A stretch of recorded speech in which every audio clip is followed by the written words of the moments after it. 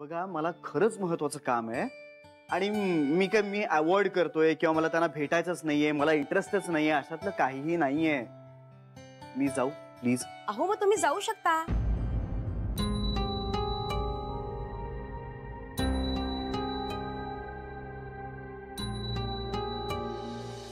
नमस्कार, मी doctor Kiran, Veena मॅडमची colleague.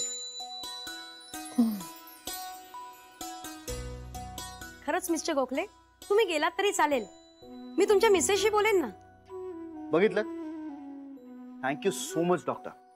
Anyway you carry on.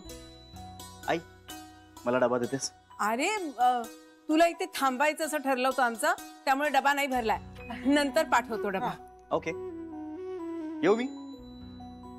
Bye. Bye bye. मग सगळं okay ना? आई म्हणजे पत्ता बरोबर सापडला की नाही वगैरे विचारते त्यांना. हो सापडला. तुम्ही या ना, बसा. सरू पाणी दे. या या या या.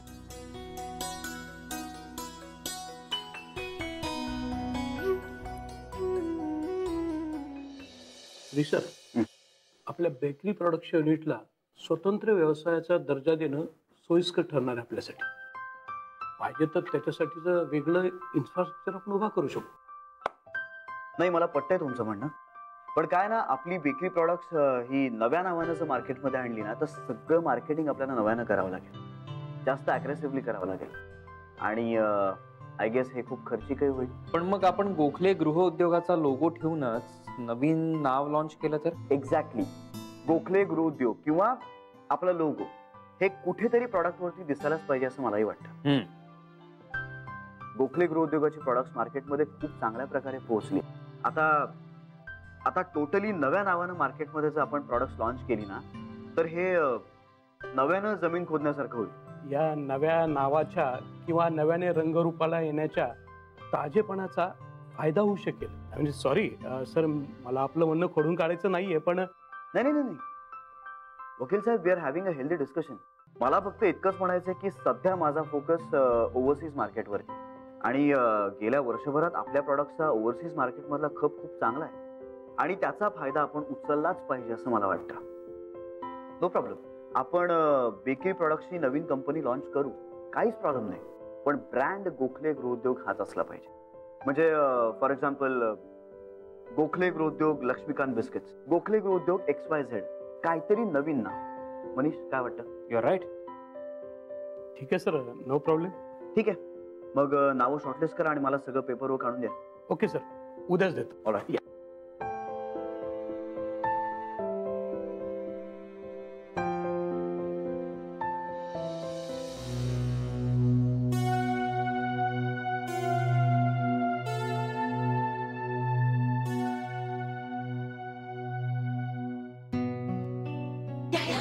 अगं आता तुम्ही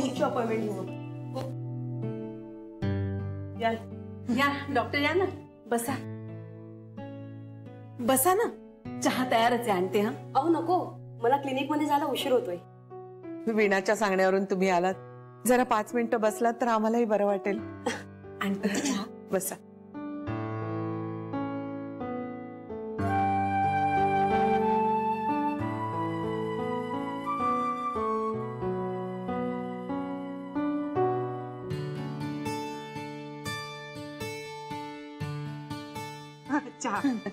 चहा घ्या.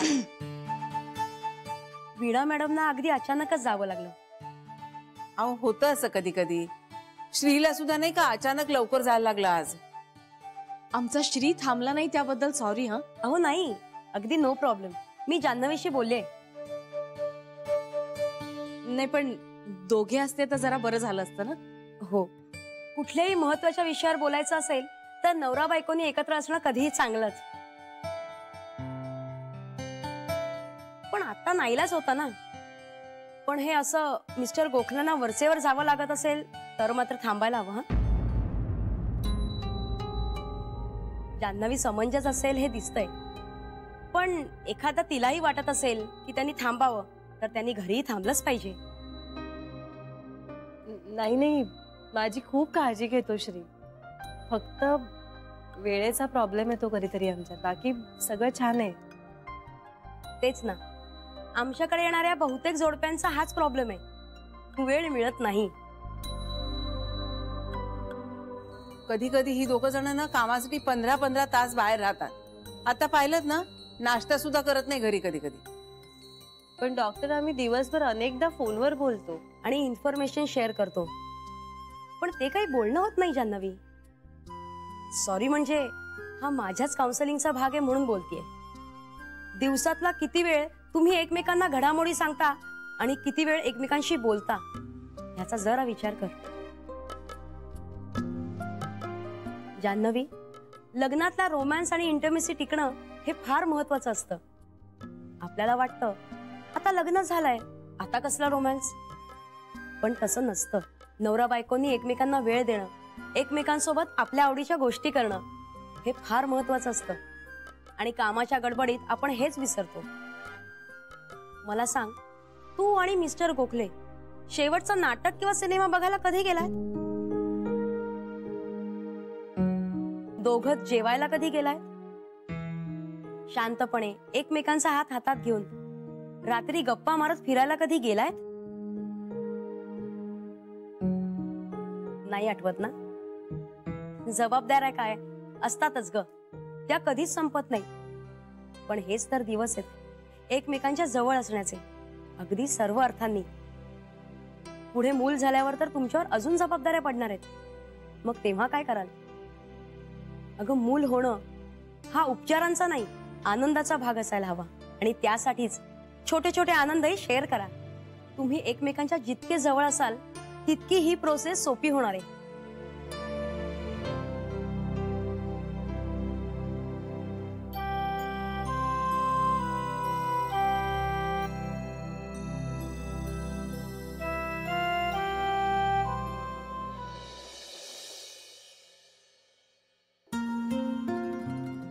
लँडलाईन वरून कर ना, मोबाईलच्या नेटवर्कचा प्रॉब्लेम असतो बरेचदा. ऑफिसच्या फोनवरून नवऱ्याशी गप्पा मारायला नको वाटतं. हो, गप्पा मारायच्या आहेत. क्या बात है. माझी तर खूप इच्छा आहे गप्पा मारण्याची, पण नवरा बिझी आहे, कॉल वेटिंग वर जातोय. ओ, येस, आला. हॅलो. हॅलो. हा, काय ग, काही अर्जंट होतं? नाही, अर्जंट नाही, पण अरे, डॉक्टर वीणा नव्हत्या आल्या, त्यांची कलिग आली होती, त्याबद्दल बोलायचं होतं. बरं, काय कसे report? No problem as such. Excellent. ए, ऐक ना जान्हवी, मी एका मीटिंग मध्ये, आपण नंतर बोलूया. Okay, bye. Bye. Bye.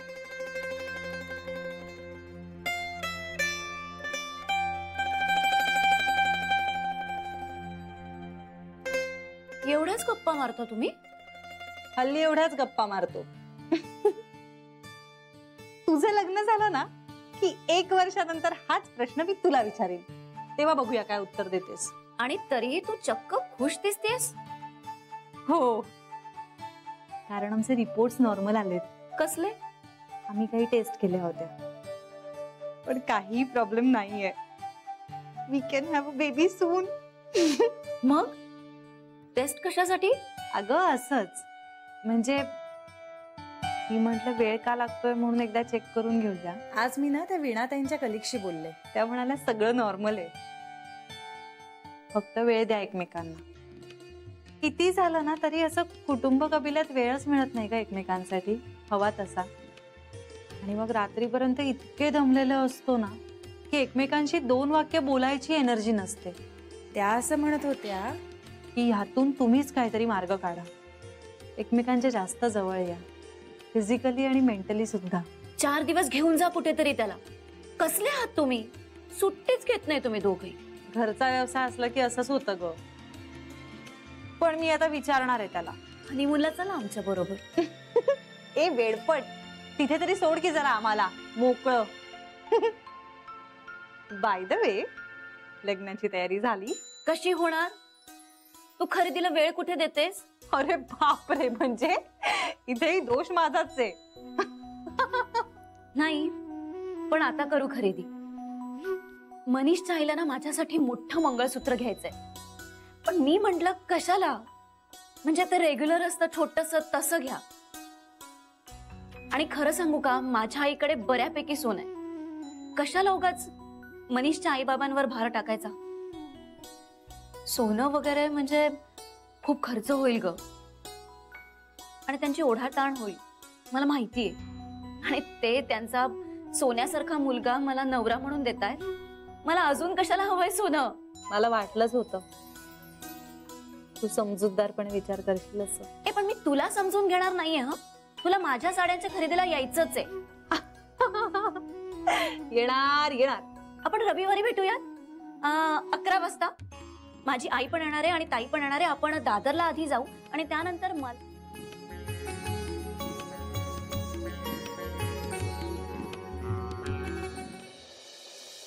It's a major step forward. Exactly, कळतंय तुम्हाला?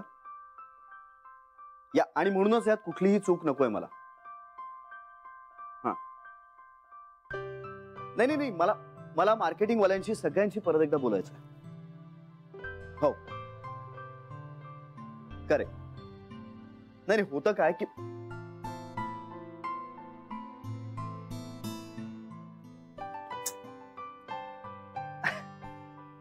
नाही मी युजली टीम मेंबर्सना फ्रीडम देतो, पण या बाबतीत मला तसं नाही करता येणार आहे. I need to be involve in every step. You getting my point? Exactly. Yeah, okay, see you. Thank you so much. Thank you. Sorry. झालं. अगं ते नवं युनिट. सॉरी काय? आणि बोल. हल्ली मीच सगळं बोलतोय, तू बोल, मला तुझ्याकडून ऐकायचं. एक छान बातमी आहे माझ्याकडे. आधी मी सांगू? अगं मला माहितीये तुझी छान बातमी, फोनवर नाही का सांगितलीस? अरे होच की. पण माझ्याकडे अजून एक बातमी आहे.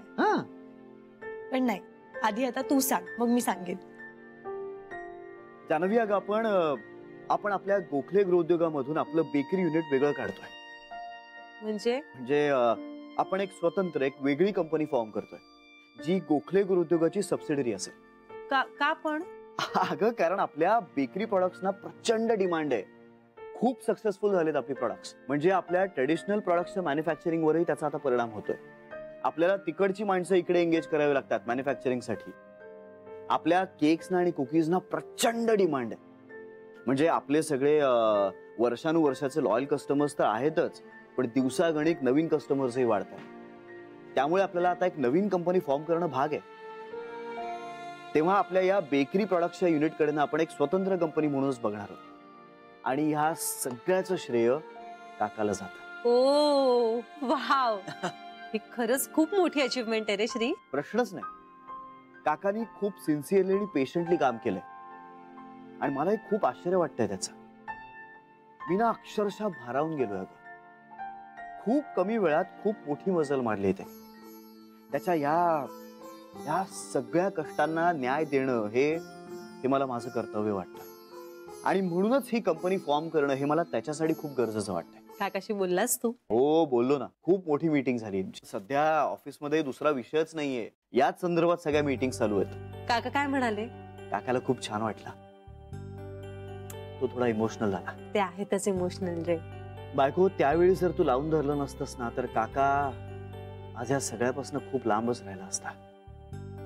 आता सगळं छान झालंय की नाही, मग त्या निगेटिव्ह गोष्टींवर बोलूच नकोस. बरं मला सांग, ह्या नवीन बेकरी युनिटचं नाव काय ठेवणार? तेच ठेवणार ना? नाही, बदलावं लागेल ना. म्हणजे टेक्निकली आपल्याला नाव बदलावंच लागेल, पण ते काकालाच ठरवू देत. म्हणजे आपण काकालाच सांगू ना, तुला जे आवडेल ते ठेव. बरं, आता तुझ्याकडची बातमी सांग. हा, एक तर आपल्या दोघांचे रिपोर्ट्स नॉर्मल आलेले आहेत, आणि दुसरी गोष्ट म्हणजे आज मी गीताशी बोलले तेव्हा मला खूप छान वाटलं. म्हणजे लग्न या गोष्टीकडे खूप समजूतदारपणे बघते रे ती. अरे वा. शिवानी सारखी नाही वागणार अशी एक खात्री वाटली मला.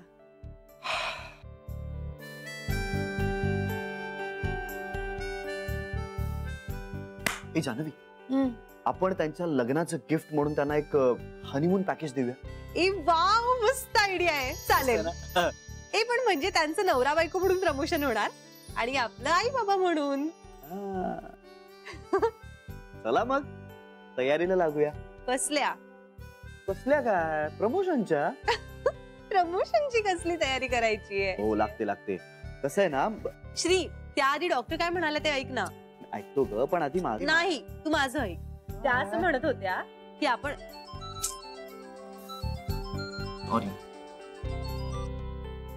हॅलो.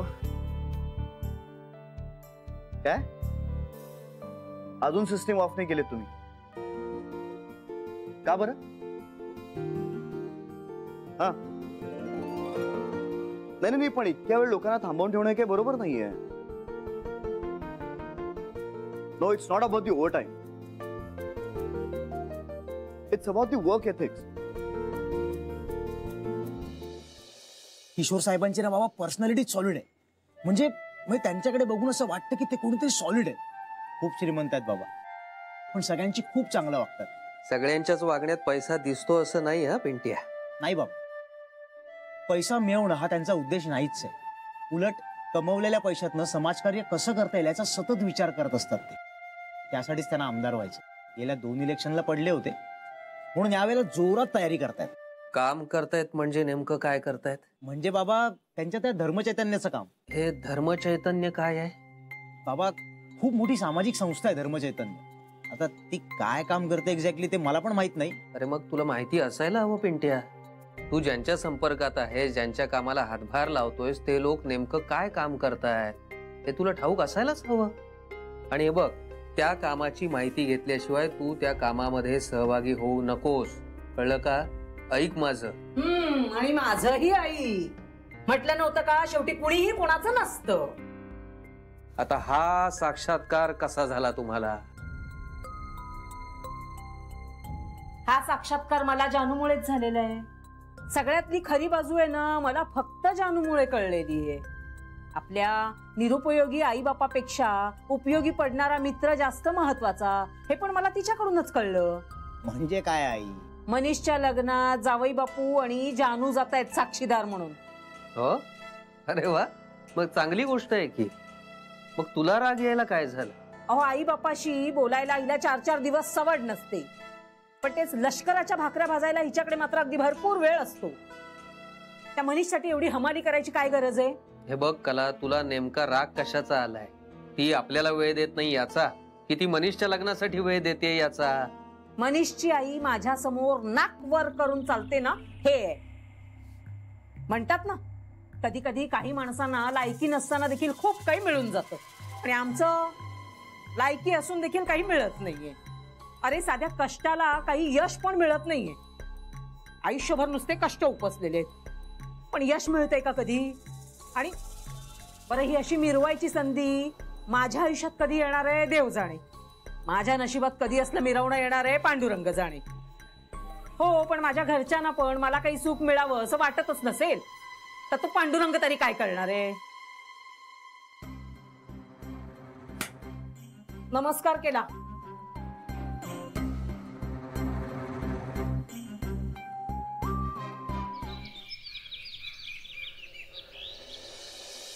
हायचे ग काका कधी येणार आहे? आणि आज काय अचानक विघ्नेश्वराला जायचं ठरवलं? अरे तशी त्याची विघ्नेश्वरावर श्रद्धा आहेच, पण आता त्याच्या कामाला यश येते ना, ती विघ्नेश्वराची कृपा असं मानतो तो.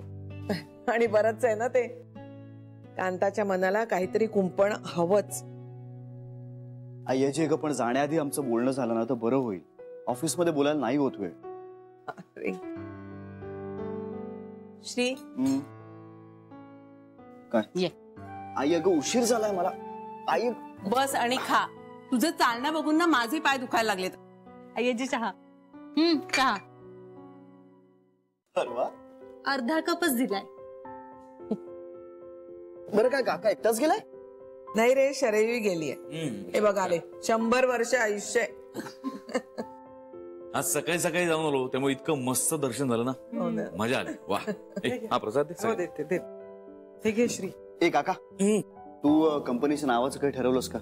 आपल्याला नावाचं डिझाईन लवकरात लवकर फायनल करायचंय. श्री, माझ्याकरता जगात फक्त एकच नाव आहे, विघ्नेश्वर.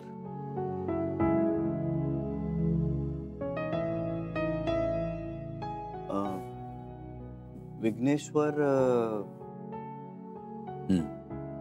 माझी खूप श्रद्धा आहे श्री त्याच्यावर. मला आजपर्यंत आयुष्यात जे काही मिळालंय ते सगळं फक्त त्याच्याचमुळे. आज मी जे आयुष्य बघतोय ते त्याच्यामुळे. त्याने मला 6 दिवस दाखवला, माझ्या सगळ्या माणसांमध्ये मला परत आणलं. आज मी जे करतोय आणि इथून पुढे जे काही करीन ते त्याचंच आहे. त्यामुळे त्याला नावही त्याचंच द्यायला हवं, विघ्नेश्वर.